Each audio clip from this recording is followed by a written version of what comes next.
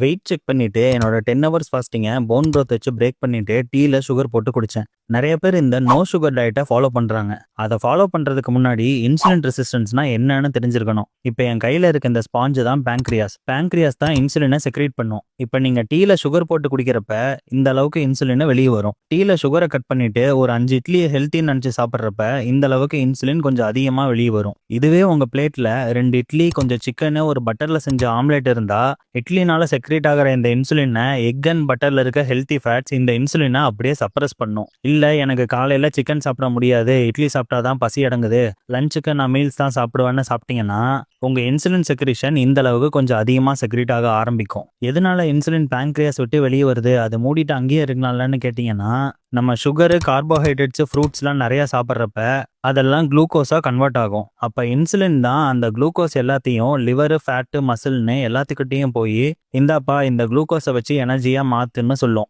அதனால தான் நம்ம கார்ப்ஸை மெயின் சோர்ஸ் ஆஃப் எனர்ஜின்னு சொல்றோம். அப்ப இன்சுலின் நல்லது தானே பண்ணுதுன்னு கேட்டீங்கன்னா, நம்ம அதிக அளவுல கார்போஹைட்ரேட் சாப்பிட்றப்ப நிறைய இன்சுலின் செக்ரேஷன் ஆகும். அப்போ நம்ம லிவர், ஃபேட் செல்ஸ், மசில்லாம் உனக்கு ஒரு வேலையே இல்லையா, எதுக்கு இவ்வளோ கார்போஹைட்ரேட் சாப்பிட்ற, எல்லாத்தையெல்லாம் எனர்ஜியாக மாற்ற முடியாது, மூடிட்டு கிளம்புன்னு அவங்க வீட்டு கதவை சாத்திடுவாங்க.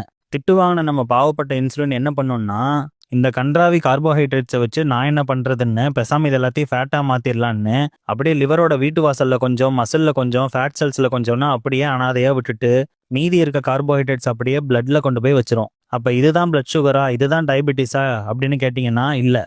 நம்ம இந்த மாதிரி ரெகுலராக நிறைய கார்போஹைட்ரேட் சாப்பிட்றப்ப யூஸ்வலாக இவ்வளோ செக்ரேட் ஆகிற இன்சுலின் கொஞ்சம் அதிகமாக செக்ரேட் ஆக ஆரம்பிக்கும். இந்த ஸ்டேஜில் தான் நம்ம வெயிட் போடுவோம், பின்கழுத்தில் கொஞ்சம் இந்த மாதிரி கருப்பாக ஆகும். இதெல்லாம் தான் இன்சுலின் ரெசிஸ்டன்ஸோட சிம்டம்ஸ். அப்போவும் நம்ம திருந்தாமல் நிறைய கார்போஹைட்ரேட் சாப்பிட்டுட்டு இருந்தோம்னா ஆல்ரெடி நிறைய செக்ரேட் ஆகிட்டு இருக்க இன்சுலின் இன்னும் அதிகமாக செக்ரேட் ஆக ஆரம்பிக்கும். இதுக்கு பேர் தான் ஹைப்பர் இன்சுலினிமியா. இதுதான் டைப் 2 டயபெட்டிஸ். இவ்வளோ நடந்தும் நம்ம திருந்தாம மறுபடியும் கார்போஹைட்ரேட்ஸ் அதிகமாக சாப்பிட்டோம்னா பேங்க்ரியாஸ் சிம்பிளா போடா சொல்லிட்டு இன்சுலின் செக்ரேட் பண்றதையே நிறுத்திடும். இதுதான் டைப் 1 டயபெட்டிஸ், அதாவது சக்கரை நோய். அப்பவும் திருந்தாத நம்ம முட்டாள் மக்கள் ரைஸ், கிரெயின்ஸ் எல்லாம் ஸ்கிப் பண்ணிட்டு மில்லட்ஸ் பக்கம் போவாங்க. அதுவும் கார்போஹைட்ரேட் தானே, அப்ப அதை குளுக்கோஸா மாத்தி எனர்ஜியா கன்வெர்ட் பண்றதுக்கு இன்சுலின் வேணும்ல. நம்ம பேங்க்ரியாஸ் தான் ஆல்ரெடி செத்து போச்சு, இன்சுலின் வராதே.